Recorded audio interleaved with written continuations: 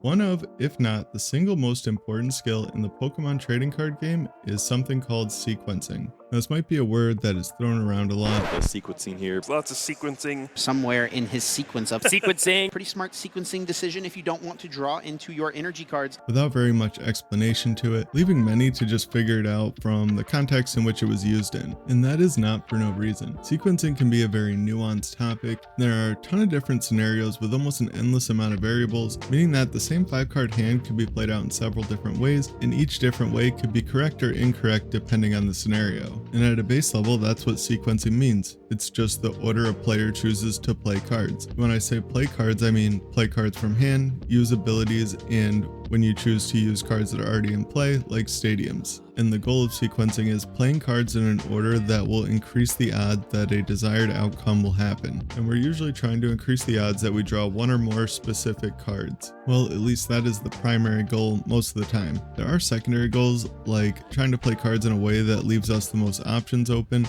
and playing cards in a way that conceals information from our opponent. We'll start with the secondary goals because those tend to be a lot simpler. I would put concealing information at the bottom as far as importance goes. We don't want to let concealing information have a negative impact on our other goals. And I also don't mean lying to the opponent. That is definitely against the rules. Concealing information is common practice in Pidgeot decks. We don't want to use Pidgeot's ability to grab any card out of our deck as our last action for turn right before we attack, because then our opponent will know that we have one perfect card and they will be more likely to disrupt our hand. Leaving options open is definitely quite a bit higher up as far as importance goes, and it's something I like to consider whenever I'm thinking about how to play out my hand. I usually ask myself something like this: am I limiting my options for no real benefit? Doing things like attaching energy too early in the turn or retreating before we need to are ways that severely limit the amount of options that we have. Saving these two actions until towards the end of the turn are pretty good habits to get into. As to every role, especially with sequencing, there are of course exceptions, like with retreating. If we're evolving a basic into a Pokemon that has a higher retreat cost, we're going to want to retreat before we evolve, and we might want to attach an energy earlier in the turn to play our hand down to use some kind of draw effect, or attach it before we use a draw supporter like Iono. And there are of course some turns where we just have the nuts, so we're already 100% sure where we want to put the energy and what Pokemon we want to retreat into. But there are many turns where we have an idea of what we want to do for the turn, but it does depend on what cards we end up drawing into. And that really is where figuring out what the correct sequencing for a turn starts. It starts with having an idea of what our plan is for the turn. Having a plan is really important, or else we're just going to be mindlessly playing cards, and that greatly increases the chances of misplaying. The best goal for the turn is usually going to change depending on what stage of the game we're at. At the beginning of the game, it's usually pretty simple, and our goal is to set up, which typically involves finding basic Pokemon. There's a concept in Pokemon called thinning. Thinning means removing cards from the deck that we don't want to draw.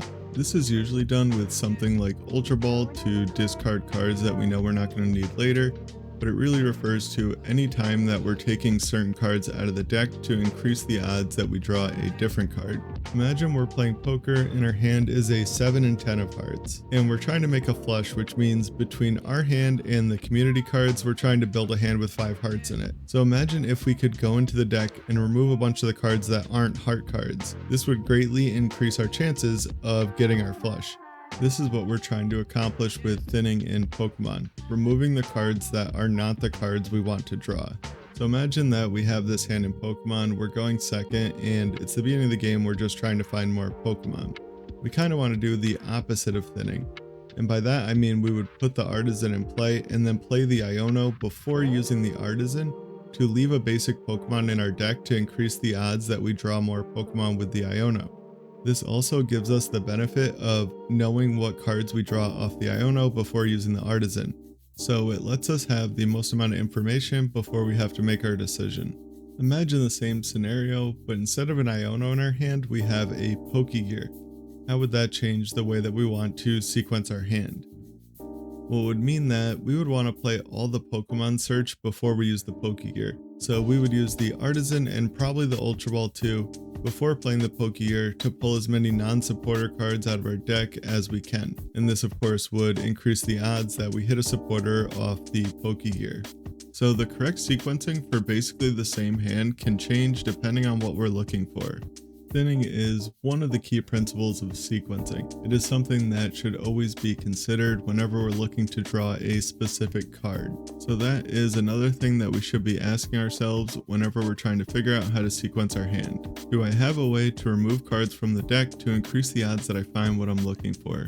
Like with Miraidon. We want to use Miraidon's ability to grab 2 lightning Pokemon out of the deck and possibly use Arven before we would use our electric generators. This would pull as many non-lightning energy cards out of the deck as possible to increase the odds that we hit the energy off our generators. There are some arguments to play the generator before Arven. It is situational, but it depends on the value of leaving the option open to grab a different item with our Arven. Using the Arven first will always give us better odds to hit energy off our generator, but there's always a chance we might need to grab another generator off the Arven, or if we hit our energy, we could use it for something like our Prime Catcher. While it would be nice to always save the Arven to have the option of a different item, we have to consider what are the consequences of not hitting our generator. Like if our only way to win is to hit 2 energy off of the generator and Prime Catcher, it's going to always be correct to just Arven for the Prime Catcher and to thin as much as possible before we play the generator, because we don't have the luxury of grabbing another generator off of our Arven. But if the goal is to just get an attack for the turn, then we can play the generator, see what we hit, and either grab another generator if we whiffed, or grab the other item that we wanted afterward. While keeping as many options open as possible is correct most of the time, we do have to recognize when we only have one out to win and we need to go all out for it. While that is an example of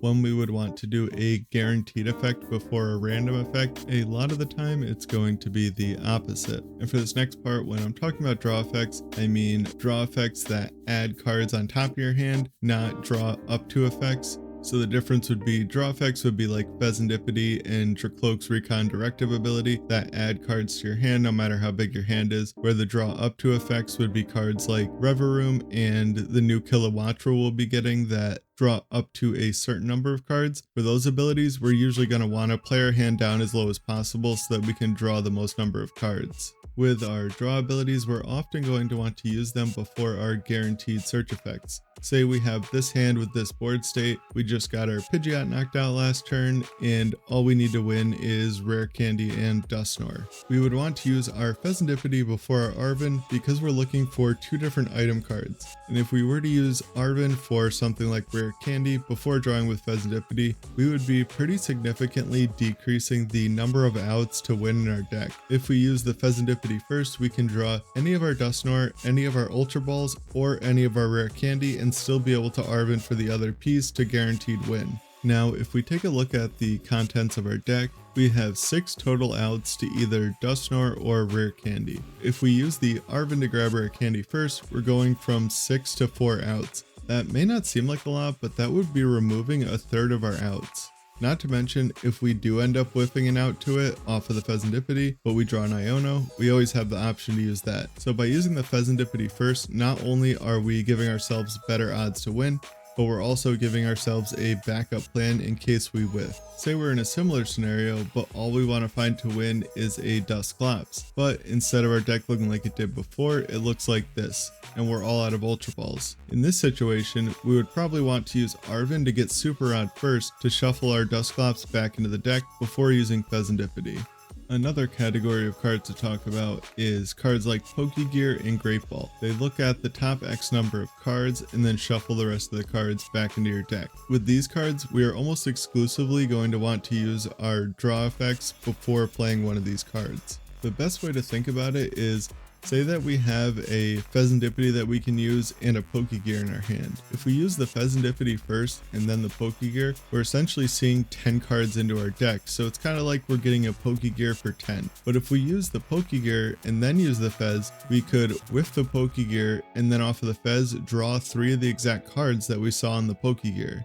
Whereas the other way around, we're guaranteeing that we're seeing 10 different cards. The same would be true for a card like Trekking Shoes. We would want to use the Trekking Shoes before the Great Ball or Pokegear to see an extra couple of cards. I've been trying not to use cards that are going to rotate as examples in this video so that it'll stay relevant for longer, but I think there's good chances that we at least eventually get a card that is functionally similar to trekking shoes or something like an exact reprint of Acrobike. That's a card that we've had reprinted a few different times, so I figured I'd throw it in here. And those last couple examples would only apply if we're looking for a Pokemon with Great Ball or a supporter card with Pokegear. If we're looking for like an item or something like that off our Pheasantipity, we could play the Great Ball or the Pokegear first to thin our deck a little bit before drawing. We're also typically going to want to avoid doing things like using Pokegear as one of the last actions per turn when we can't or have no intentions of using the supporter if we find one. While this was true all the time in the past, it is only true some of the time going forward. Like if we expect that we're going to get item locked by a deck that plays Badoo, we might want to play our Ultra Ball or Pokegear at the end of the turn. But if it's the middle of the game or we know we're up against a deck that doesn't play Badoo, we should just hold it for the next turn, not only because our opponent could Iono the supporter we get to the bottom, but because we're going to top deck a card and that's going to let our Pokegear kind of see 8 cards, whereas if we used it the turn before, we would only get to see the top 7.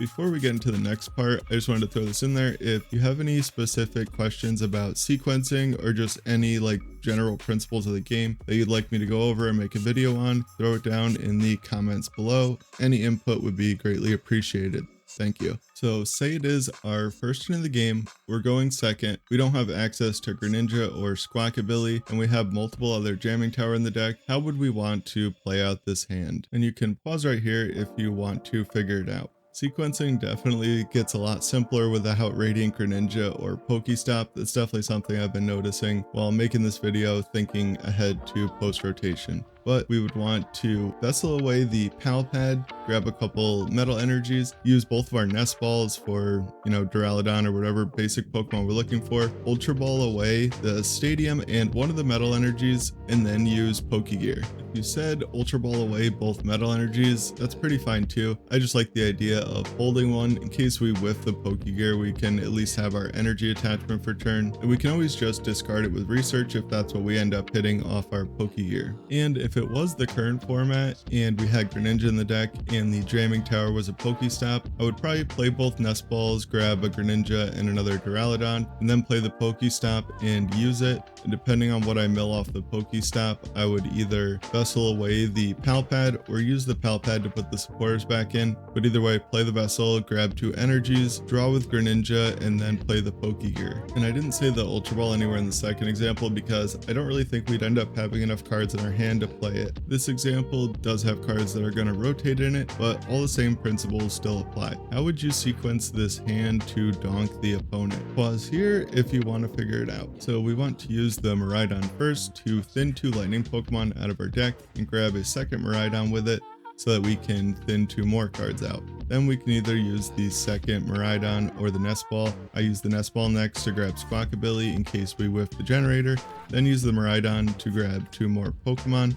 And after that, we can finally use the generator. We thinned a bunch of cards out of the deck, so we have pretty good odds to hit 2. And we do, so now we can use the forest to just grab a switch card and then attach the energy to our Raikou and attack through the Pokemon League headquarters. If we whiffed, we would just attach the Forest Seal Stone and then use Squawkabilly and probably discard both the energies too. The deck plays a lot of energies. We're likely to draw into another one, and then based on what we draw, we can either use the energy that we draw into to retreat or attach to the Raikou if we draw like a switch card and no Stadium. So this is Caleb Gedimer's top 4 match of the regional that he won. He's up against a Palkia V-Star deck and he's going first.